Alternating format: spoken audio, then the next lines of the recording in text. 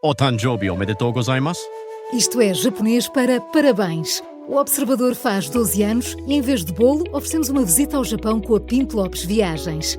Assine por apenas 39,90€ e habilite-se a ganhar. 12 anos a escrutinar o poder, 12 mil quilómetros para celebrar. Assine hoje em observador.pt. Arigatou. Com o Miguel Videira.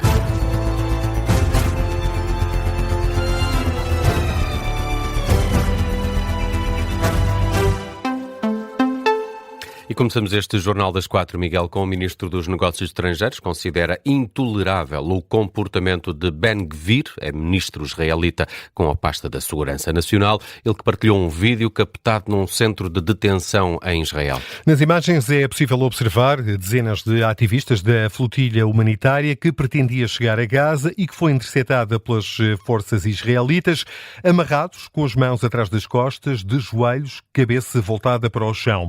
Numa publicação na rede social X, o chefe da diplomacia portuguesa, Paulo Rangel, salienta que estas imagens e este episódio representa uma humilhante violação da dignidade humana. Também a primeira-ministra italiana, Giorgia Meloni, veio condenar o comportamento do ministro de Israel.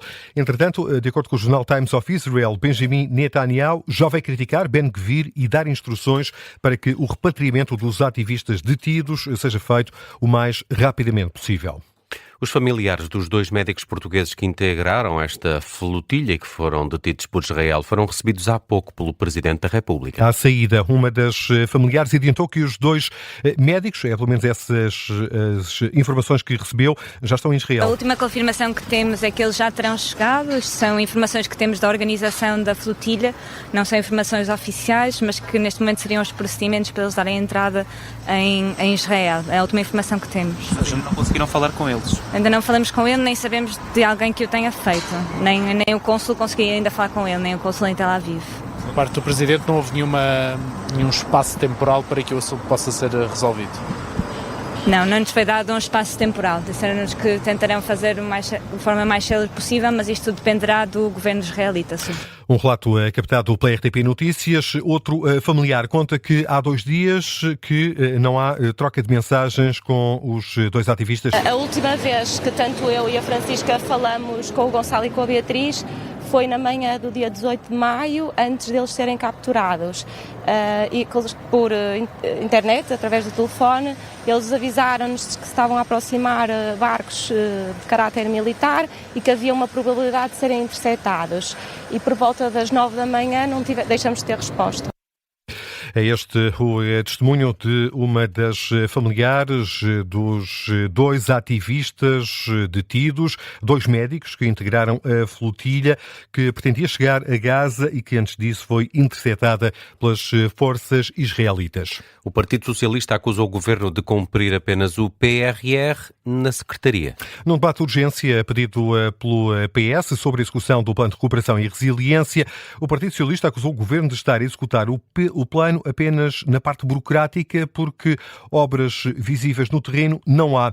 O governo defende-se com baixa execução quando assumiu funções governativas. O debate corre a esta hora na Assembleia da República. Está a ser acompanhado pelo jornalista Miguel Viterbo Dias.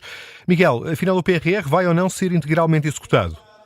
O Governo diz que acredita que é possível executar na íntegra o Plano de Recuperação e Resiliência, diz que neste momento tem 75% do programa executado e que sem as reprogramações que tem feito desta bazuca europeia, 2 mil milhões estariam fora do alcance das contas portuguesas. Mas primeiro as acusações, o PS, pelo deputado Nuno Fazenda, acusa o Executivo de estar a inaugurar obras que não estão sequer concluídas. Tem sido um cumprimento ilusório, burocrático, na Secretaria e porque retira metas e marcos e retira também investimentos porque não os conseguiu concretizar. Desde que está em funções, já retirou 85 marcos e metas. E por isso, mais do que PTRRs com projetos para 2034, o que é mesmo importante é que o Governo concentre as energias na execução do PRR com estes alertas e com estes atrasos. A crítica também a alastrar-se ao PTRR e à demora do dinheiro em chegar a uma das zonas mais afetadas pelas tempestades, a região de Leiria, com o Governo, pelo deputado Ricardo Carvalho, a dizer que o Executivo, quando tomou posse, encontrou uma situação muito má. Na altura, O Primeiro-Ministro António Costa dizia que tínhamos uma bazuca. Quando nós chegámos ao governo, eu acho que não encontramos nenhuma bazuca. Encontramos uma pistola d'água. Ou se calhar uma besnaga daquelas que temos lá em casa para brincar com os nossos filhos. Nós estamos a falar de 75% de execução. Potencial. 75%. É assim tão mau? O Partido Socialista faria melhor. Eu sei uma coisa. O que eu sei é que se nada fosse feito, se as reprogramações não fossem feitas, dificilmente chegaríamos aonde chegamos hoje. Ricardo Carvalho, do PSD, o Governo fez-se representar apenas pelo Secretário de Estado do Planeamento, Hélder Reis, tendo em conta que na sexta-feira Manuel Castro Almeida, Ministro da Economia, vai protagonizar um debate setorial na Assembleia da República, 2 horas de discussão com os deputados e também aí o PRR voltará certamente ao topo da agenda. Agora, a esta hora, no Parlamento arranca um outro debate sobre a reorganização do Tribunal de Contas, uma discussão que tem gerado também divergências entre o Governo, os partidos da oposição e o próprio Tribunal.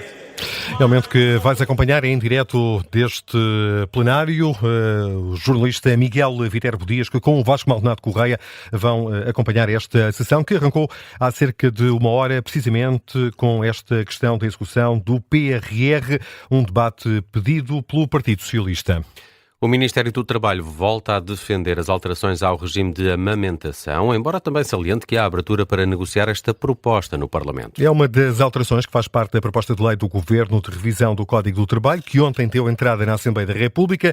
O Governo quer limitar a dispensa de 2 horas por dia às mães que estão a amamentar até aos 2 anos de idade da criança. A proposta prevê também que o acesso a esta licença fique dependente de um atestado médico que comprove que a mãe está, de facto, a amamentar, uma declaração que tem de ser renovada a cada 6 meses. O Ministério sublinha que, apesar das regras mais restritivas agora propostas, o regime continua a ser o mais favorável da Europa, embora não feche a porta a negociações no Parlamento.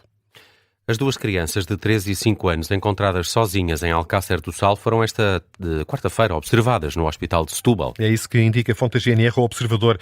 As 2 crianças de nacionalidade francesa foram encontradas ontem ao final da tarde, por volta das 7h30 da tarde.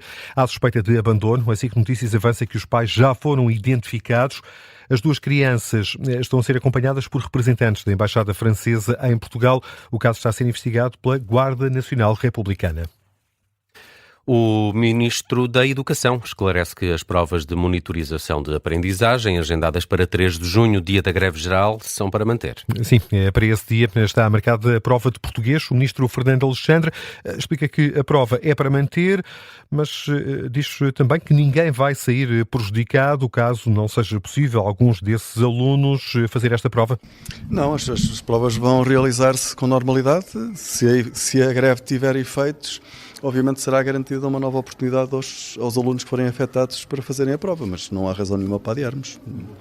O Ministro da Educação, em declarações aos jornalistas ao final da manhã no Colégio Militar, a pretexto da inauguração das novas instalações do primeiro ciclo do ensino básico do Colégio Militar. O Ministro da Defesa também esteve presente nesta cerimónia. Nuno Melo, que voltou a ser questionado sobre a autorização do Governo para a utilização da base das Lajes pelos Estados Unidos no âmbito da intervenção militar no Irão. Eu acho que sobre isso está tudo dito. O governo português, Portugal fez aquilo que se espera de um aliado. O que se espera de um aliado é que se esteja do lado dos outros aliados, mas o que Portugal fez com condições e a utilização da base das Lajes foi permitida com condições. Essas condições têm sido cumpridas e, portanto, em relação a isso não há mais nada a dizer. O resto será uma outra retórica que é normal no debate político, mas estes são os factos. Há um comportamento de um aliado que é credível, que é estável, que é previsível, que é elogiado, desde logo, pelos Estados Unidos da América, mas aliado Portugal que, no exercício das suas funções soberanas, define as condições com que as nossas infraestruturas são utilizadas. No caso da base das Lajes, foram utilizadas com condições, as condições estão a ser cumpridas. É isso que diz Nuno Melo, Ministro da Defesa. Declarações aos jornalistas ao final desta manhã em Lisboa. O incêndio que deflagrou esta manhã em Faro já foi extinto? Sim, um incêndio que começou num campo agrícola em Biogal, na freguesia de Montenegro, por volta das 11 da manhã. Foi extinto cerca de 2 horas depois, 1 da tarde. É isso que indica Rolanda Jesus, do Comando Regional de Emergência e Proteção Civil do Algarve. No combate estiveram envolvidos 51 operacionais e 20 veículos de combate. Desta ocorrência registou-se aqui a afetação de uma casa de voluta, bem como 7 veículos que foram consumidos.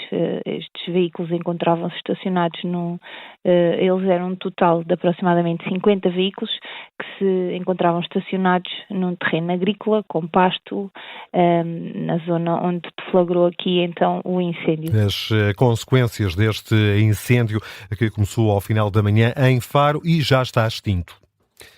E que outras notícias estão em destaque a esta hora, Miguel? Um primeiro passo foi aprovado esta quarta-feira um projeto de lei que abre caminho à dissolução do Parlamento israelita, o Knesset. Falta ainda a votação final, o que pode levar semanas. O projeto teve 110 votos a favor, nenhum contra. As eleições para o Tribunal Constitucional estão marcadas para o próximo dia 12 de junho. A data foi acordada na reunião desta quarta-feira da Conferência de Líderes. Os partidos, os deputados da Assembleia da República vão eleger os 4 nomes de juízes em falta no Constitucional. E já terminou, pelo menos já cortaram a linha de meta os primeiros corredores que integram o pelotão da Volta à Itália em bicicleta, 11ª etapa, 195 km. Nelson Afonso Lalo ainda não cruzou esta linha de meta. Não, ele vem no grupo do pelotão. Também lá está Jonas Vingegaard, o que não é uma má notícia, porque estão próximos na classificação geral e também no que resta desta corrida. Cerca de, imagino, por esta altura, 2 minutos ainda para que cheguem à linha de meta, numa etapa que foi ganha pelo equatoriano Jonathan Narvaez, da Emirates. Foi o primeiro a cortar a meta no final desta 11ª etapa do Giro de Itália. E ténis, queres? Vamos a isso, Nelson. Vamos a isto. Vários portugueses em prova no French Open, no Open de França, que vai dar acesso a Roland Garros, quadro principal. Há pouco Jaime Faria venceu Colton Smith dos Estados Unidos. A esta hora joga Henrique Rocha frente ao croata Borna Gojo.